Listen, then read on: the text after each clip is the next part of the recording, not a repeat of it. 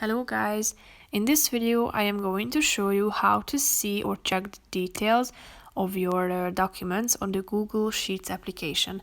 But first I just want to mention, don't forget to subscribe to my channel because at 10,000 subscribers I am going to show you my whole YouTube revenue statistics and growth strategy, how to make money online. So let's jump into it. First of all, open the application on your phone. And then you should select from this list that you can see at your home page. So select a document that you would like to see the details of. All you have to do is clicking on the three dots icon next to the title of your chosen document. Now scroll down till you see this details and activity section. Click on it.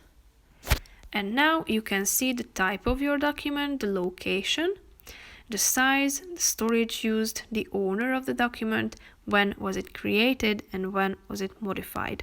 You can also see the access of your document and the activity. So that's pretty much it for this video. I hope you found it helpful. If you did, consider subscribing to my channel and see you in the next video. Bye bye.